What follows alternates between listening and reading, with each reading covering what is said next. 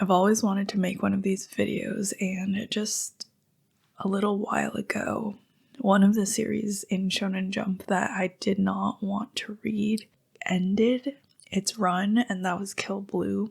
So I think now's the time to do a complete reading of the Shonen Jump currently ongoing roster video.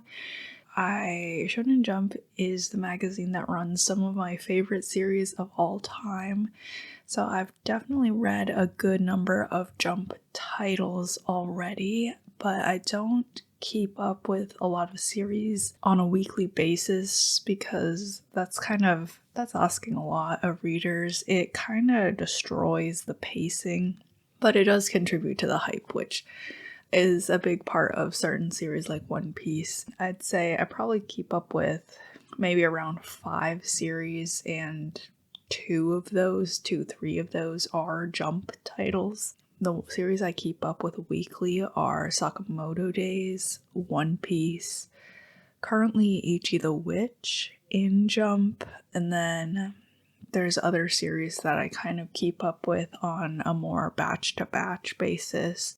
And that would be Aruma-kun and the Mafia Aruma-kun spin-off. I've been reading Blue Lock as well in kind of the same way. I'm also caught up on that series, which is very good and not by Shonen Jump. And then I've also been reading other series on the Manga Plus app, like Marriage Toxin. I do read like a couple other series like that, just not on a weekly basis. It's a lot of effort to keep up with a series week to week and not lose the plot, not forget stuff. I think the only person I know who keeps up with all these series on a weekly basis is a manga tuber I watch, and that's because he makes content about them and it's his job a little bit. This is my current tier maker of what I've read so far, and then the things I haven't read. So starting up top, Hunter x Hunter, easy 5 out of 5. I'm a firm believer in being able to criticize the things that you enjoy, and that means that you enjoy it in a healthy way. So I'm just going to tell you like a little pros and cons for each series. You know what Hunter x Hunter is. Like, this is not your first day on Earth. Hunter x Hunter, it's been around forever. It's a masterpiece of writing for a reason. I think a lot of people clown on the fact that sometimes there's a lot of text on the page, but it's one of those things where the text makes the series what it is. It's part of the series' identity, and you just gotta expect that going into it. Reading one chapter of Hunter x Hunter is not going to take you the same amount of time or brain power as it would to read one chapter of Sakamoto Days, and that's something you would love it for, not hold against it.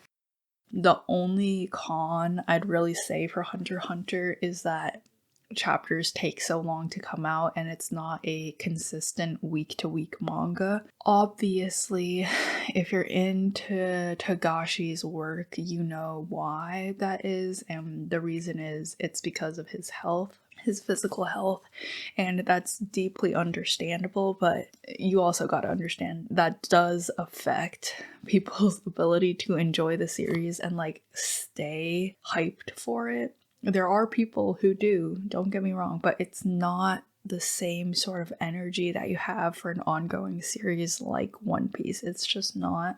I'm caught up to this series. I'll devour anything that Togashi drops. The most recent 2 arcs are easily my favorite 2 arcs of the series to date, for different reasons than I enjoyed the previous arcs, but yeah, I can't wait to see where everything goes. It's so good. The second one on here in the 5 out of 5 category is One Piece. I recently did an entire reread of the series from chapter 1 all the way up to the most recent chapter, and since then I've been keeping up weekly. I think One Piece is a series that is definitely best enjoyed in binge reads. Being able to read an entire arc or entire stretch of volumes definitely gives you the grander sense of the story, and the grand scope of the story is where One Piece does excel. The series has so many issues, truly. Just, I covered all of them in my One Piece like thoughts video. It's so expansive and so long and so grand of a story that it just kinda, the pros outweigh the cons for sure, 100%, but like it's hard to recommend this series, not only because it's so long, but also because the women look like this. I keep up with the series on a weekly basis and it's very good. We're in kind of a flashback arc right now. We've been waiting these 1000 plus chapters to see this specific flashback arc, so I'm very hyped about it. And last but certainly not least, in the 5 out of 5 tier is Sakamoto Days. Let's just get it out of the way straight quick. Suzuki does not write. He just thinks about cool fight scenes that could possibly happen, and then he just tosses them into his manga, and then he bullshits some connective material between them. There's so many plot holes, retcons, disjointed pacing, all that. But honestly, like, who cares? I'm a huge fiend for action, battle comedy, shonen titles, and this series like takes every single one of my boxes. It's so good, it's so enjoyable and fun, it's quick to read. If you're not looking for like a huge commitment, just have a little fun with it, give it a shot. I'm sure you'll enjoy it. It's so hard not to enjoy, even if you just go into it for fights. The artwork and the fights are so creative, it's so good. This is my current main interest, so I'm kind of sad to hear that it is ending. I can very easily tell it's in its final like stretches. Everyone's getting their moment to shine. The theme is massive on family, healing, becoming a better person, and I think that's incredibly important. It's just so good. Definitely read Sakamoto Days. The anime is okay. The first core was not that good, but the second core got a little bit better. I'd love to talk about the anime and manga and compare them side by side in a separate video, but we'll save that for another day so I don't talk about Sakamoto for 60 minutes. Moving on to the 4 out of 5 tier, this one just has Ichi the Witch at the moment. Ichi the Witch is Shonen Jump's answer to Witch Hat Atelier. Very clearly, Witch Hat Atelier is an incredibly successful at the moment seinen manga about witches, so this is a Shonen Jump's shonen manga about witches. The artist, I believe, is the same artist from a previous cancelled manga, which was not their fault. So I'm really glad they have a chance to shine again in a new series, and I think their art is very good. One thing I will say is I feel as if it could be more detailed if it was on a monthly release schedule, and that detail would really benefit the magic of the world of Ichi. It's still definitely more than serviceable. Like, it's good. You can just tell areas where that could have a little more detailing, or that could have a couple more patterns, stuff like that, since it's based on a magical world. The big bad of the series is not currently hitting for me. The design's alright. I do like the design and some of the horror elements we got in our introduction to the villain, but the fact that he's named the World Hater Magic, I feel like we could have thought of a better name. Even just give him like an alias that's a letter, like X, except for the fact that's already taken, or like a question mark, like unknown. I think that would be a lot cooler and more impactful than just saying he's the World Hater Magic. But I do love Ichi. His personality is a little unique, I think. And it reflects the way he was raised. Like, he is a hunter, and there's a little bit of bloodlust in there. There is.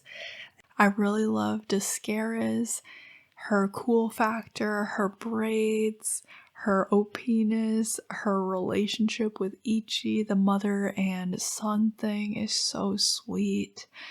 the weird mech dude with blue hair. He looks so much like a character from Your Turn to Die. It just cracks me up. But he's a sweetheart.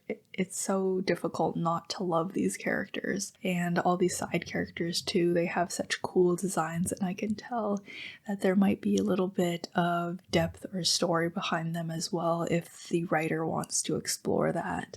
So I think we're off to a great start. I just hope they kind of strengthen up a bit on the writing of the bad guys. There's definitely potential for them to be a genuine threat, and I want them to be a genuine threat. I hope characters start dying, at least 1 or 2 characters, and the character that dies better not be Discaris. That's all I'm saying. She's the main reason why I started the series and the main reason why I'm reading it weekly.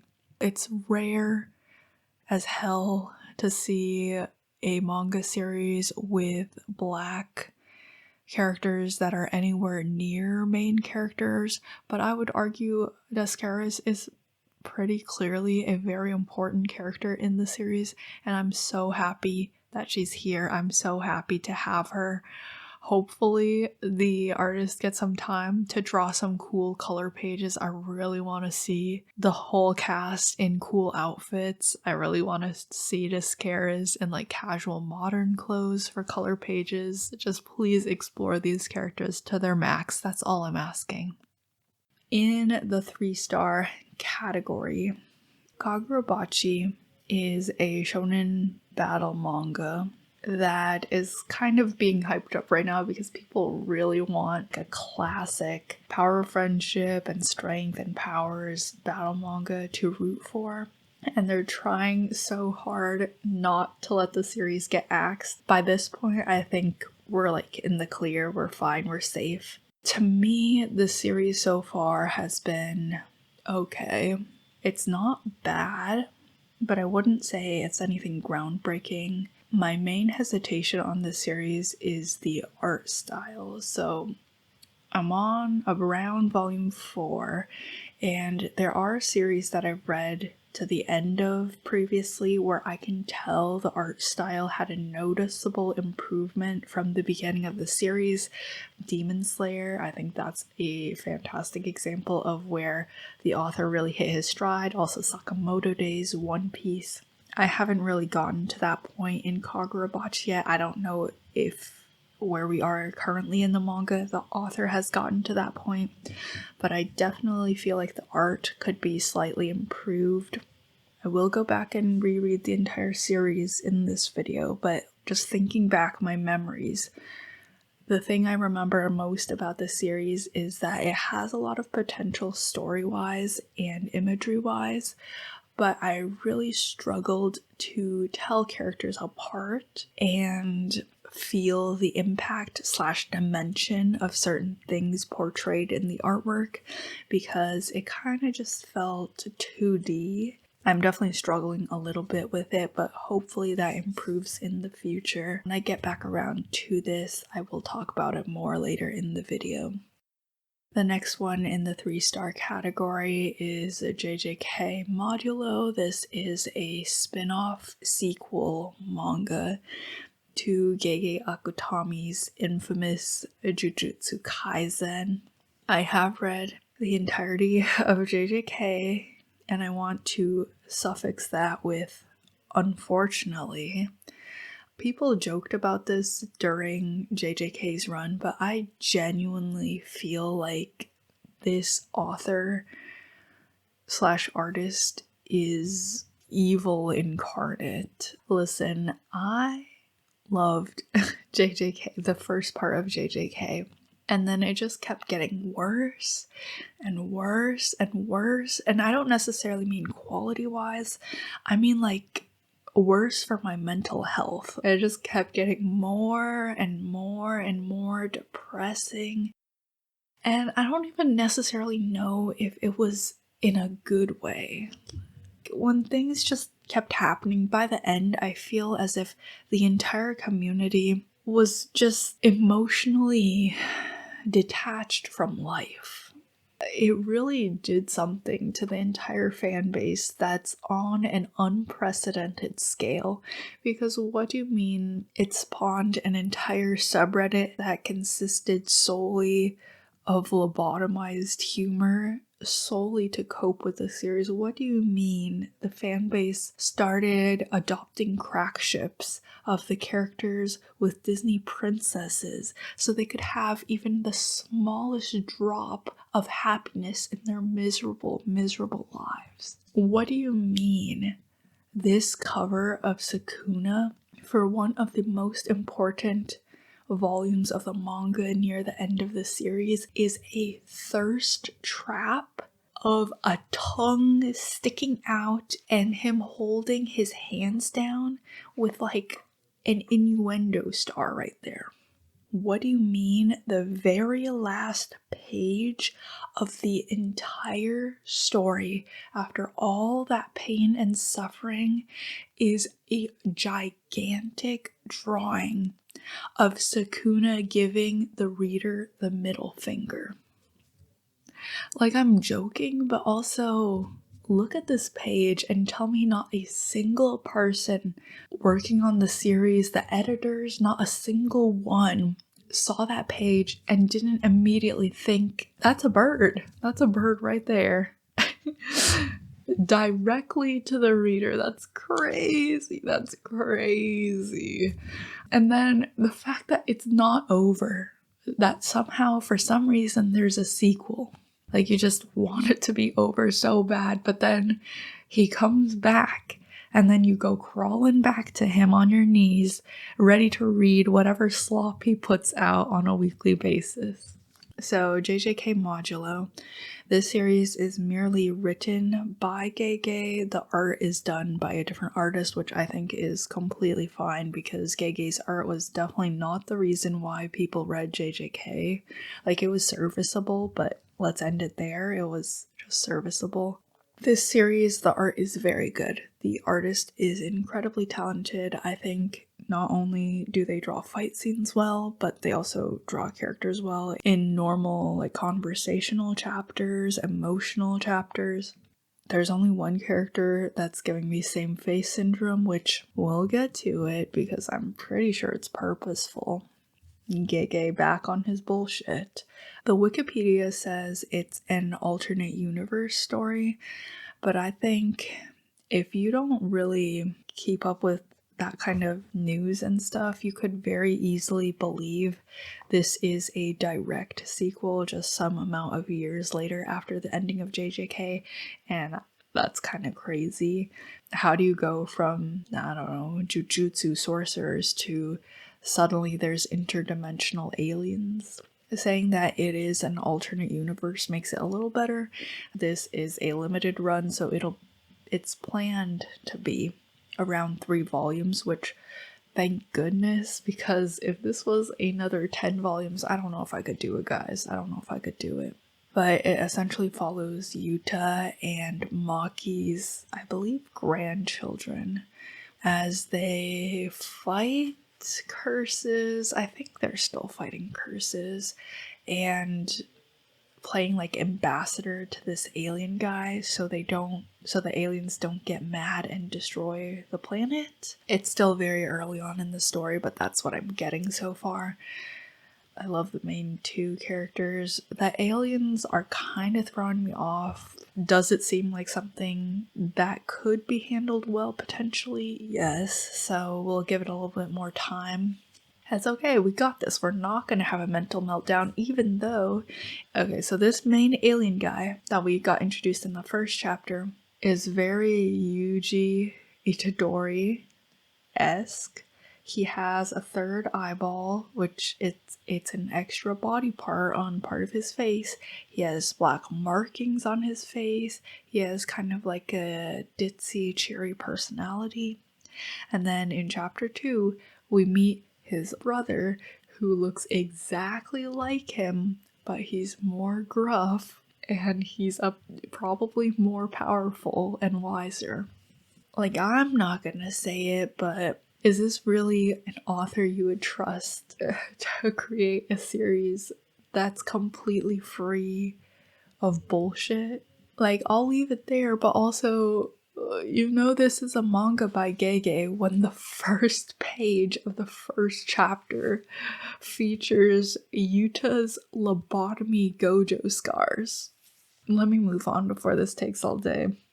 In the dropped column, we have Blue Box. I'm gonna run through these real quick.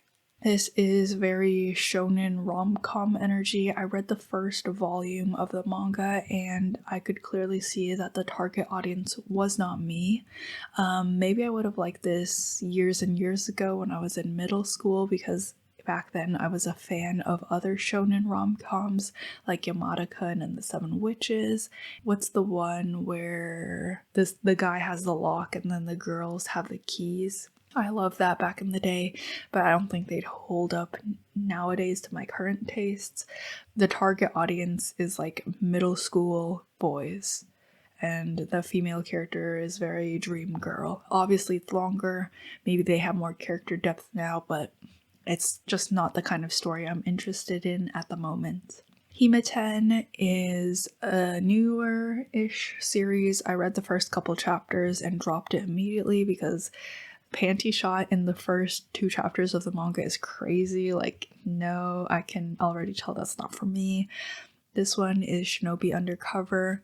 I read a good bit of this, maybe 10-15 chapters, but I dropped it because the art is lacking. That's not an issue I had with either of the previous series, but this one you can tell the mangaka is not as skilled in anatomy. The characters kind of have same face syndrome a little bit, and it's kind of like the dimensionality is not there in action fights. Also, I had an additional issue with the writing of the series. For example, the first couple chapters really hooked me because it's very cute. I want to cheer for an underdog. The main character is a shy, socially anxious boy who's like a ninja bodyguard type dude, and he's tasked with protecting the female love interest. You just want to cheer him on because it says he's an underdog. But you see very quickly within the first fight, honestly, that he's not an underdog.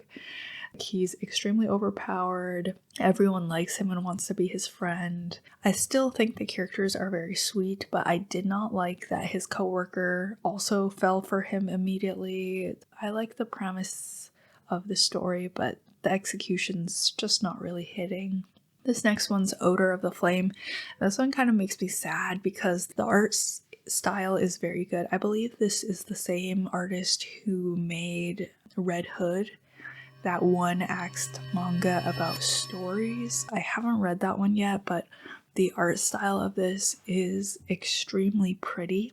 I love the anatomy, like the way they stylize the main character. That being said, I dropped it pretty quickly. I think I dropped it after the first chapter, honestly, because the writing is just so bad. Like, I don't know why this just simply did not hit, but something about the way where the main character went from complete non-combatant to like killing the bad guys, it was very unsatisfying in a way that's difficult to explain, because I feel like there are other series where characters get powers instantly and I want to root for them.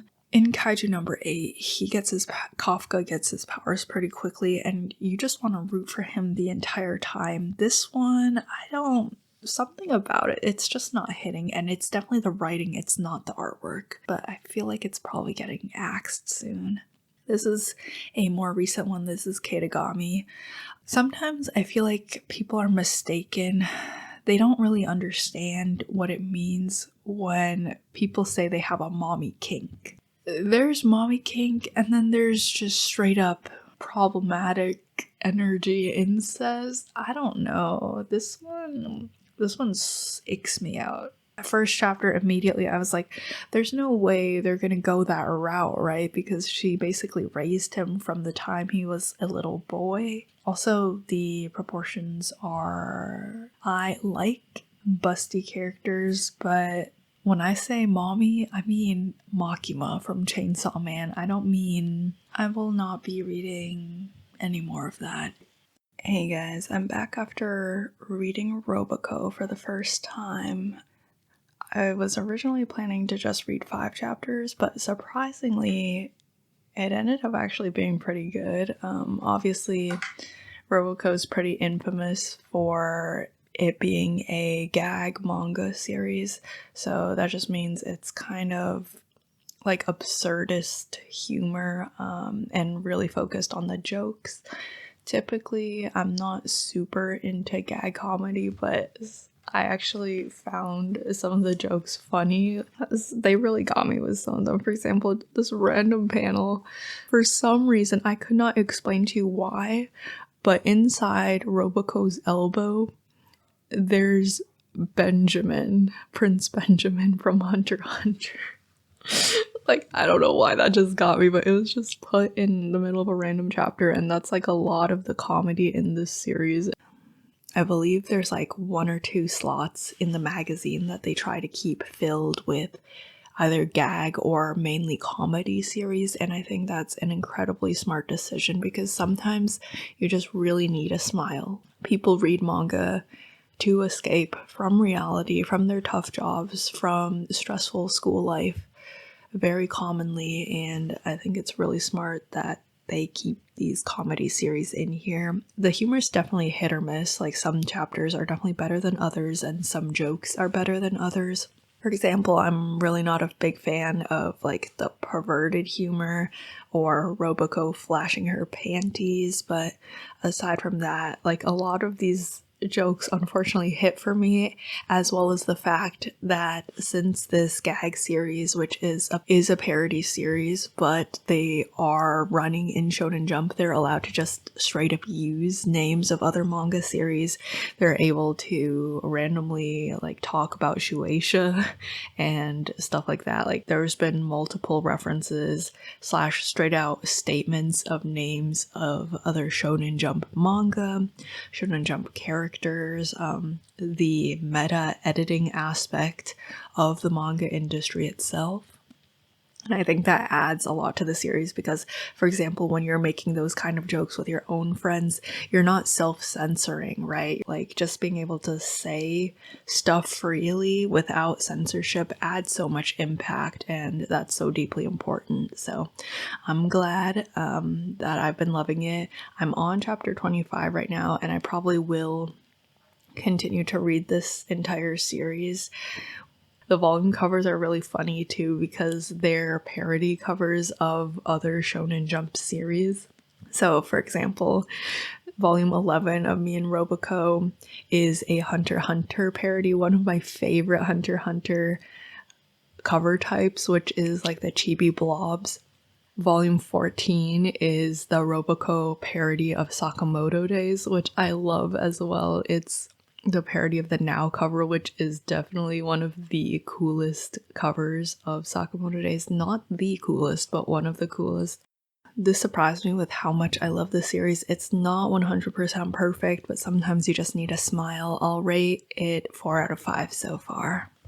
Alright guys, I've read a couple more of these manga and I'm back to give you an update. So starting with Burn the Witch, I did know this was a series by Tite Kubo, who's the creator of Bleach. Very famous series, one of the lauded big 3 shonen titles of the time, and I definitely was a massive Bleach fan as a kid.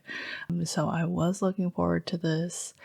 Also, apparently it's on indefinite hiatus at the moment because the creator is working on the 1,000-Year Blood War anime adaptation or something along those lines.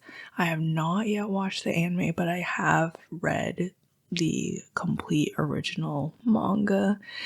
I believe they are adding additional new content to the anime adaptation, but I'm just gonna give it a rest for now because when I check that out, I'll probably have to reread the entire manga series. And my thoughts on Burn the Witch, there's currently a one-shot out and then 4 continuing chapters after that, so a total of 5 chapters of the manga at the moment, and it's currently stated to still be ongoing / running in Jump. So that's why I'm covering it in this episode. Otherwise, I would have just like ignored it. For example, I think Ruri Dragon is also listed in the Wikipedia, but it's since been moved to Jump Plus, the digital Jump spin-off magazine, so I didn't end up reading that, but this, I believe, still technically counts. This one was okay. The first chapter, the one shot, was very rough. I'm not a fan of like unearned fan service. This was published in 2021, so not only has it been 4 years, which is wild to have a series be on hiatus for 4 years and still be in the main Jump roster without any word of continuation, but also 2021 panty shots are out of style already, okay? That kind of underwear humor, it's never really been funny to me. Obviously, it's supposed to be a comedic joke in between the more serious aspects of the series, but it really just did not hit for me. The following chapters did get better. I definitely feel like the characters are slightly more developed going forward. It's cool to see all the fights and see how they interact with each other, the connections between the main two characters who are really good friends.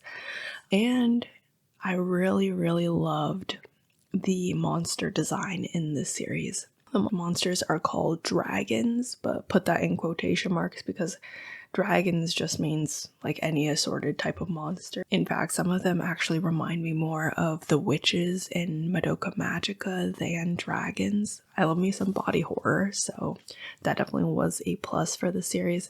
Also, I'm not sure why instead of guns, they have these weird bop-it looking things that are multicolored. The only reason I can think of is one, they either wanted to make a marketable toy, like in Magical Girl series, the little compacts and stuff, those are producible for sale, and or they wanted to avoid it looking too much like a gun, but come on guys, like a wand was right there, or something cooler looking. The design just kind of doesn't really hit that well for me because it still acts like a gun. We can tell it's supposed to be a gun, but it's so awkward design-wise.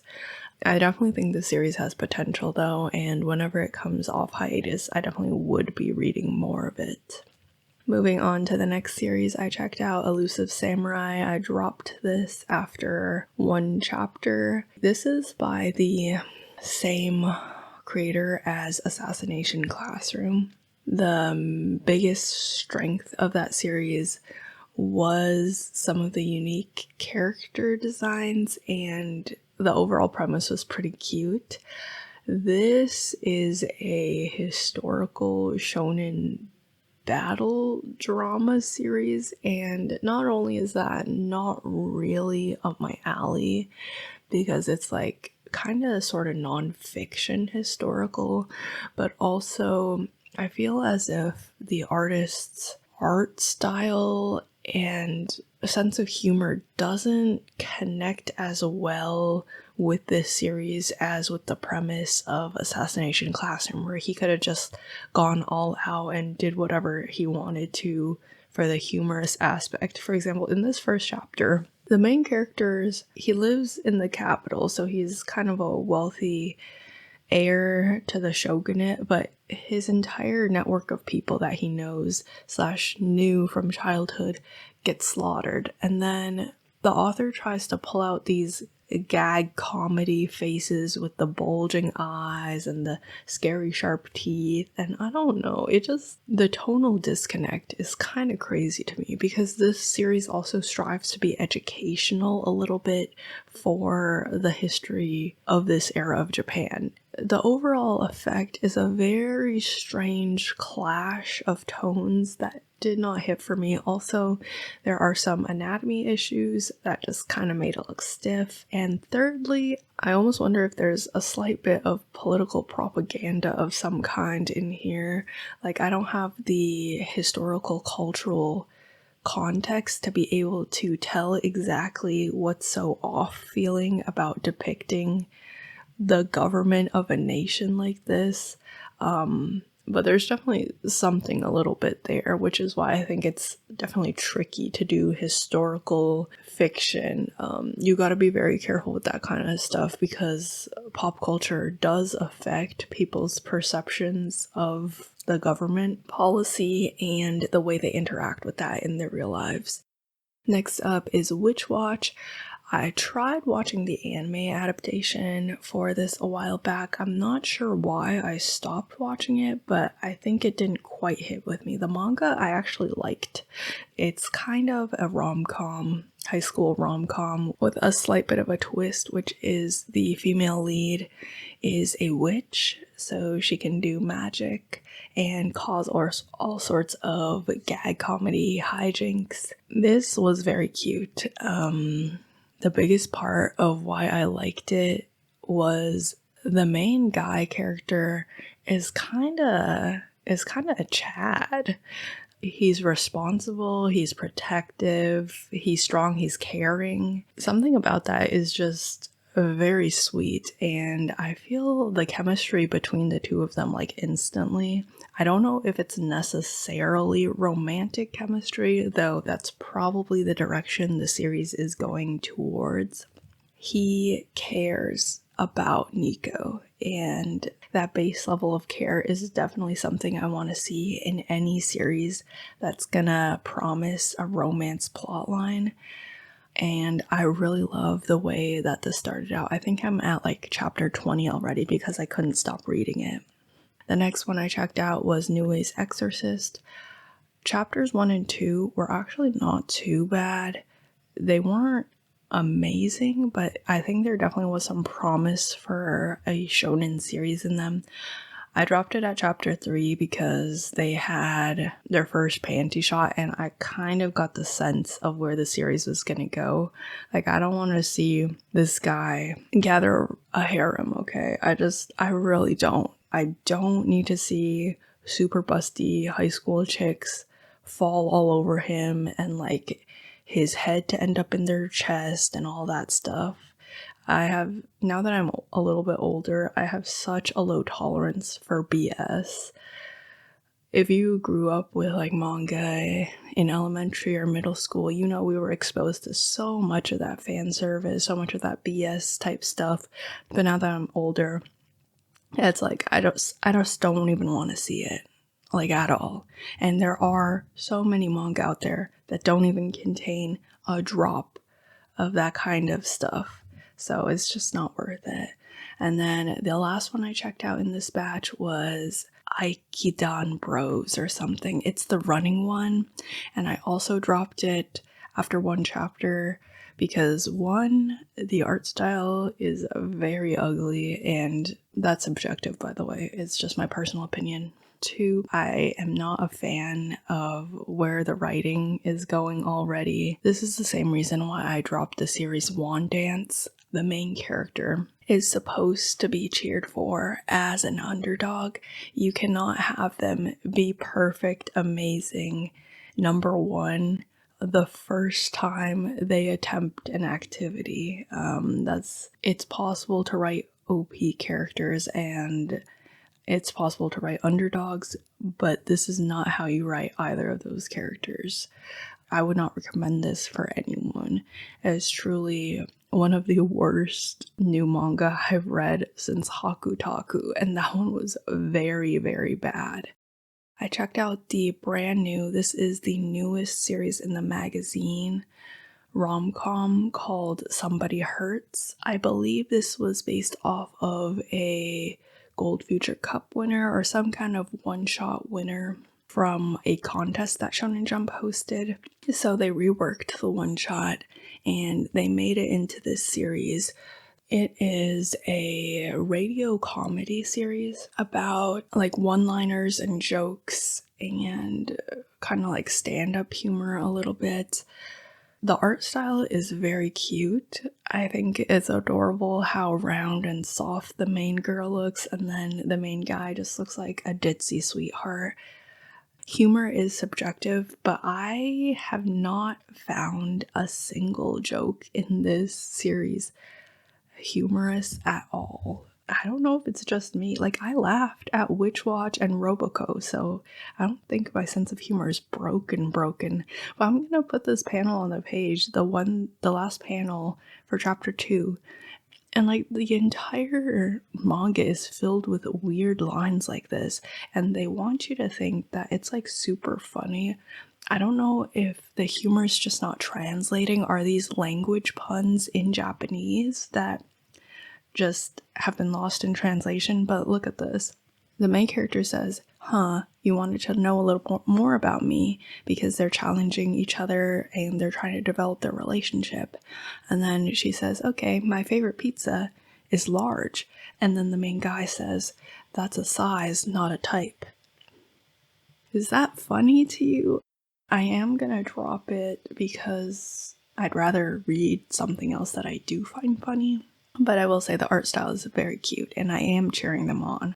If this was somebody in real life that I knew, that they were like talking with their crush like this, I would not be a hater. But just because it's created for an audience and it's supposed to fill a rom-com slot in the magazine, like the audience is supposed to also laugh. Okay, I'll see you in the next update. So we're gonna start by talking about, I think, the baseball manga. So Jump has been trying to try out new sports series for a while to get one that really hits and can be a mainstay in the magazine. Recently we had like Green Greens, which was a golf manga.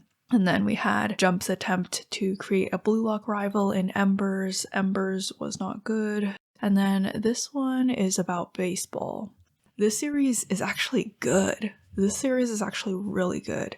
It makes baseball, which is, if you've ever watched a baseball game, I don't know if it's different if you watch a major league baseball game when the teams are really pro, but I've been to one baseball game and it was not good. It was very, very long and very, very boring. I think I really underestimated how long it was going to be. We were there literally all day. And there was a really good fireworks show at the end, so that kind of made up for it, but not really. This makes the sport seem incredibly interesting, and the art is gorgeous. The art definitely holds up. The creators know when to add artistic flares to the series and when to play it straight, and I think they did a fantastic, phenomenal job with the artwork. Our protagonist is a pitcher, so that definitely helps. I think that's one of the more interesting positions on the field. But his relationships with his rival character, who is his biological brother, his mentor characters, the opposing teams, it's all really fascinating. I would recommend this. We did a practice game and we're kind of waiting on the first main game, and I'm very excited for that. I'm probably not going to read this series weekly because I want to be able to read the entirety of a game in one go, so I'll let some chapters build up. But yeah, I definitely recommend Harukaze Mound. Give it a shot, even if you don't typically enjoy sports manga or baseball. The next series I'm going to review is Ping Pong Peril. So this is another attempt at a sports series, and in theory this would have a little bit of a better chance with me because ping pong is a sport that I enjoy, but it is not that good. I also dropped this one. I made it to chapter 6, and I honestly think I gave this series a pretty fair shake because after chapter 1 it was definitely throwing up some red flags. The art style is kind of ugly to me. It's just ever so slightly off. It's not as bad as some other series, but the anatomy isn't perfect. And then my second issue is I don't like how the thing that drives the main character into action is some random guy breaking into his house and then pulling his sister's hair and threatening her. That was just kind of weird out of nowhere for no reason. And then this other ping pong player, his motivation is that his daughter has a terminal disease and she's in the hospital and he needs money. It's just a very strange vibes. There is a universe where those plot motivations could be used and not feel strange, but the series doesn't have good enough writing to have those be in the series naturally without it feeling forced and just kind of really awkward. Look at this page. Why is this guy lying, getting a lap pillow from his sister, and then the camera pans up to show like a underboob shot of her chest? Just overall, it's not very good writing-wise, it's not very good art-wise. I did not really enjoy this take on ping pong, and I feel like it can and has been done better before. Moving on, we're gonna start talking about Ultimate Exorcist Kiyoshi now. This manga, you can immediately tell my tone's picking up into a smile because this manga surprised me in such a good way. This is actually really good. I would describe it as some pretty quintessential shonen. So it's battle, it's comedy, cool fights, cool powers, cool bad guys, power of family and friendship. Nothing too special, but I really enjoy the main character. I like the art style. I like how it can get serious at times and it can get goofy at times while still sticking to the stylization of the author. You can tell that their art is very solid and they're very confident in the way they draw characters. Overpowered characters can be written well and depicted in a way that makes them interesting and endearing to the audience, and I think they did a great job with Kiyoshi here. He just cracks me up so much. Why does he have a 777 tattoo on his back when he was trying to get a 666 tattoo? He's just got this derpy, kind personality that I really love, and then he uses his powers for good. And even when that overpowered trope is subverted, it's done in a really interesting way. It definitely helps that there are some pretty attractive guy characters in the series, I won't even lie. There's this character that looks like Shishiba from Sakamoto Days if he had lip piercings, and that definitely made me start thinking about what Shishiba would look like if he had lip piercings. The main character has like an adoptive dad figure, so for all the homies with daddy issues out there, you got some cuteness, some fluff in that aspect. He's also a very cool, overpowered character. And then even down to like the bad guys. So for the first part of the series that we just wrapped up, I would consider the first introductory arc. The bad guy is this character that actually has surprisingly genuine chemistry with the main character, and I love that. It's so difficult to create bad guys where it doesn't just seem like they're the baddie of the week that the good guy needs to defeat in order to move on in their journey, but he has a genuine personality, and I think the fact that he kind of seems like he's infatuated with Kiyoshi in a hedonistic way, yeah, but it's not quite Hisoka level hedonistic. It's kind of like, look at what he's saying here. I'll do whatever it takes to ensure you can go all out. I'll happily kill every last human besides you if I have to. I may not look it, but I'm a pretty devoted guy. And the little smile that he gives Kiyoshi, it's just all very cute. I love this kind of rival relationship type thing. Like, yeah, don't be afraid to make your villain characters a little kooky, but also a little likable. I love that.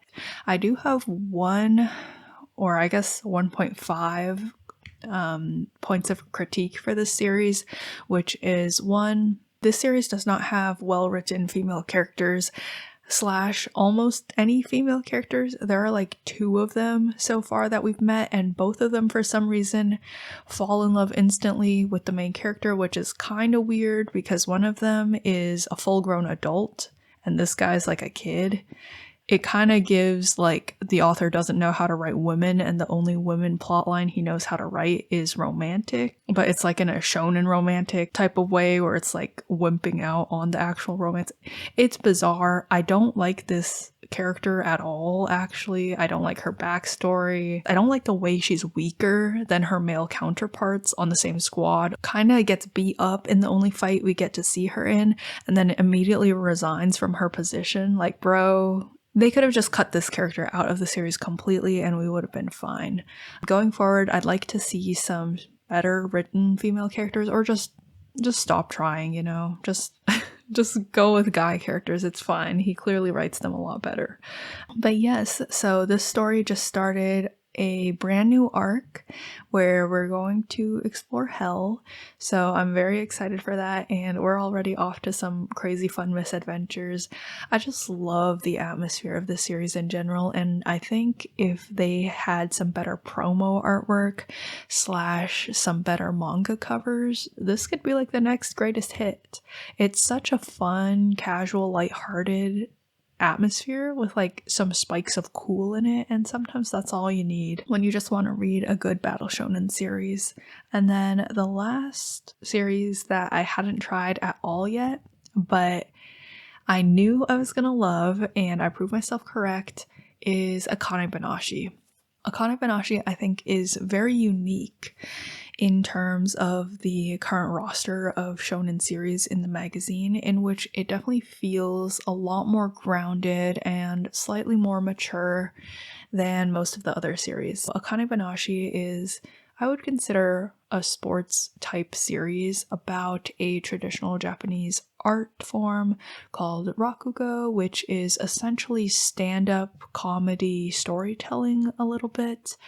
Not only is it very cool that we get a manga exploring this concept, which we don't hear a lot about. Most people, for example, I would have had no idea what it even was if I hadn't heard of this manga. This series reminds me a lot of a different series about a traditional Japanese competitive art, Chihaya Furu, which is about the game of Karuta. That series is also very good. I think it's either a shoujo or a josei series, so I really love that Akane Banashi is a shonen series and is running in a shonen magazine. This series is so good. First of all, I love the main character, Akane. She is fantastic. She's so cool. She's so lovable. We just had a time skip recently, and the post-time skip volumes are once again hooking me and just grabbing me by the heart and just dragging me along for whatever story the storyteller wants to tell. If I had to come up with one con for the series, I would say it feels very breakneck, the pacing of the main plot. Like, there is very little fluff to the series. It's essentially plot, plot, plot, plot, plot. All the things we see in between Akane's Rakugo progress and her competitions are maybe 1 or 2 pages of just her life outside of Rakugo. The character of Akane essentially does not exist outside of Rakugo, which is fascinating in its own way. There's definitely a universe where I could see that being intentional, but also I want to learn more about Akane. Like, I want to know about her other hobbies, I want to know about her home life, just some other little tidbits to give us a little bit of breathing room. The story is very strong for the pacing, it's very on track, but I do think that maybe a little bit of fluff could add and expand to the universe. I think a great example of this actually is Blue Lock. Blue Lock has its own, questionable parts, but in between games, we get to see a little bit of the boys interacting, and that really fleshes them out and makes the world more interesting.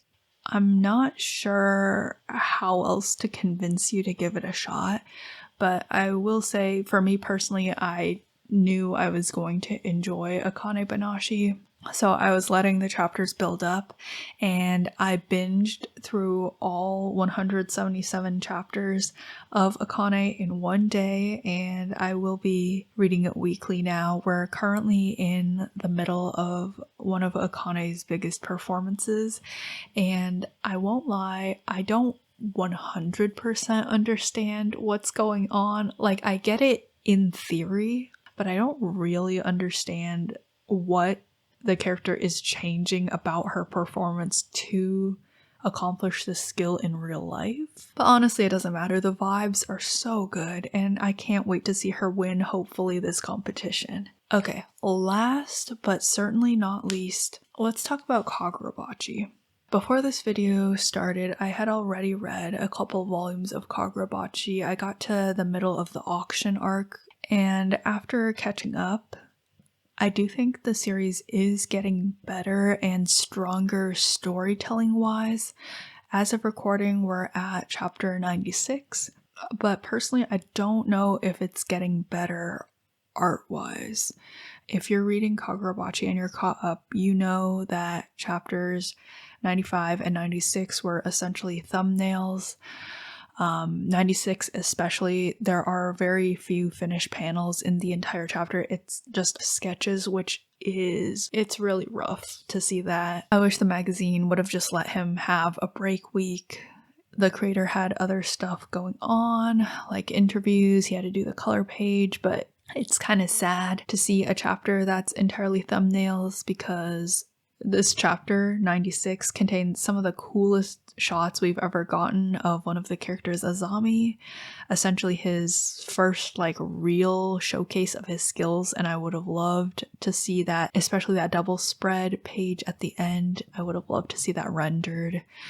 Generally, if we're gonna take these most recent 2 chapters off the table, write them off as an anomaly, I don't think it's gotten worse, but I will say the author's probably feeling the crunch of the weekly upload schedule, which is brutal. It's the status quo, so I don't know if there's anything we as fans can change about that, but at the level of quality required for a published magazine series, obviously I'm not a professional artist, I just draw in my spare time, but I could spend a week drawing a single page. Multiply that work by 18 to 20 something times and you get kind of an insane workload, and the infamous things about Oda not sleeping and then having to go to the hospital and all that sort of stuff. Yeah, it's brutal, and I do think Kagurabachi's art would benefit from more time to draw, but I mean, it is in Shonen Jump and there are better drawn series that are also publishing weekly, so I've been rating the volumes 3 out of 5 stars. I will say after the volume following the blind guy, I'm trying not to give spoilers, I would start bumping up the story to 4 out of 5 stars. It's just the art is genuinely holding it back. I know fans don't like to hear criticism about this series. It's because Kagurabachi kind of came out at a time where Shonen Jump was axing a lot of series, some of which fans were really pissed off about because they enjoyed.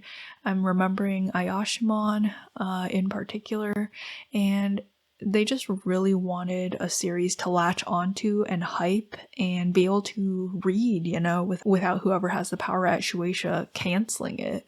It makes sense to me that they wanted the next big shonen to be a fan of, especially after JJK was noted to be ending soon. So I understand that they're very protective about the series, and it is good. I think Kagurabachi is a solid manga.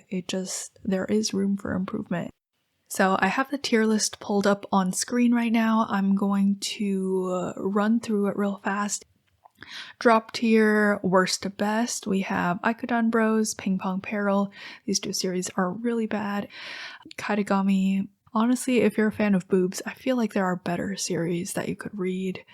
Elusive Samurai. The series is so bizarre to me, and I don't think it plays to the mangaka's strengths in either plot or art style. Odor of the Flame, this series is soulless. Just give the guy back Red Hood, Shinobi Undercover could use some improvements in anatomy and writing. Somebody Hertz. I don't know why the series is not called Love Hertz. I think that would be a much cuter name, but adorable art style. The humor is just not quite hitting for me. Neway's Exorcist. I'm not looking for a fan service harem manga at the moment. Hima Ten. This series for some reason gives me Rent-a-Girlfriend vibes, which, yeah, not for me, let's just say that. The art style is solid, but it's just not something I would seek out to read ever. Blue Box, I think this is probably the best series out of this entire row. by far. There's definitely something here, and the art's really good, so I'll say this is just a personal taste thing. Burn the Witch is definitely the weakest of the 3-star series here. There is potential, and I love Tite Kubo as an artist. He just needs to kind of lock in. I honestly think it would benefit him to get a writer to write the series, and then he can just draw the cool color pages with characters wearing amazing outfits. But I do look forward to seeing where he takes this series. JJK Modulo, the art style is really good, but Gege as behind the writer's chair makes me kind of feel nauseous, so I'm very scared, but fascinated to see where this is going to go. Kagurabachi, it's good. I'm sincerely hoping it improves and I can move it up to the 4-star tier. I love the characters. I love the hints at the relationships between the characters, especially between Chihiro's dad and Shiba and Azami. I would love some kind of flashback with them. There's just so much potential in the series, and I really hope to see it get better and better and better as it continues. Witch Watch, solid premise, solid rom-com, look forward to seeing where it goes. Kind of funny at times. Me and Robocco, it's a gag series. It does gag comedy really well, and for some reason there are some pretty sincere chapters mixed in with the absolute chaos chapters. I will definitely continue reading this. Harukaze Mound, this surprised me to no end. It is absolutely fantastic. Definitely give it a shot, especially if you want to get into a new sports series. So good, the art style is beautiful, and the characters are really compelling already. Ichi the Witch. This series, I think, also has a lot of potential. There is a ton of sincerity and thought put into the writing, and I'm absolutely fascinated to see where we're going to go and how this character and his relationships are going to develop, especially with a little power of friendship as the story goes on, and hopefully we get some lasting consequences. I don't know if we are because it's quite lighthearted at the moment, but some consequences would be really fantastic and I think take it to the next level. 5 out of 5 category, we're starting off with Ultimate Exorcist Kiyoshi. This is such a solid shonen battle comedy series. Read it for a great time. It's a very fast read at only 63 chapters so far. If they just improved a little bit on the color spreads and the manga covers, I think this series would not be as underrated as it is. Absolutely a feel-good story. Akane Banashi, so unique, so fantastic, such a solid manga, easily 5 out of 5, like you can't even dispute that. And yet somehow it still hits that shonen itch perfectly. Sakamoto Days, what can I say that I already have not said about this series? The art is so good, the fights are so cool.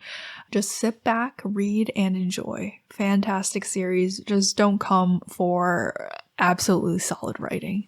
One Piece, it's the modern Odyssey, you've heard that before, it's true. It's a cultural staple by now. It's unabashedly political. Like, it's just so good. It's such a journey. Yes, it is a humongous investment. It will genuinely take you more than a month to read through all the way and catch up if you're not reading like 24/7. But is it worth it? So worth it, especially if you read it with a buddy. And last but not least, Hunter x Hunter, one of the coolest series to date in manga history. Just everything that Togashi does is fascinating world building wise, and someone please give this man a new spine so he can keep doing what he loves, which is creating manga and world building for the rest of his life. If you invest a little time into the series, you will get everything you invested back out of it and more. This series is so fundamental to Shonen Jump. It's inspired a huge number of the titles that came afterwards, including Sakamoto Days, very clearly. I think the sentiment that Shonen Jump as a magazine is cooked when One Piece ends and after JJK and My Hero ended, that is just simply not true. There are some really good series in the magazine right now. However, I wish whoever's in charge of picking the series for this magazine would put a little more thought into it and also get a test audience. If I had to say like a manga I would like to see in the magazine, I think it could be fun to get more horror series, more mystery series, and more LGBT plus representation. I only mentioned the last one because for some reason the Shonen Jump app has a tab that says LGBT, and when you click on it, there's literally only one series on the tab, which is so funny. It's hilarious that the one series they have as representation in the entirety of the Shonen Jump back catalog, which again, this is like not true. There is more representation that they've had in the past, and it's just not on the app at the moment for whatever reason. The only representation available on this whole app is Blue Flag. Like, get out of here. That's so hilarious. Akane Banashi has more representation than Blue Flag. Ultimate Exorcist Kiyoshi has more representation than Blue Flag. Come on now. Blue Flag's not a bad series. It's just very clearly not representation. It's coming of age, and those are two very dramatically different things. And honestly, marketing Blue Flag as representation is crazy propaganda. Shonen Jump, fix your app. But there's some really good stuff in here. I would really hope in general that 80% of series make it to 3 stars and above. So we can just cut. Let me just take my little axe and cut. I would cut Ekiden Bros, Ping Pong 1, 2, 3, 4, 5, 6. I would cut the bottom 6 series of my dropped tier, and that's immediately 6 slots for new and interesting story pitches.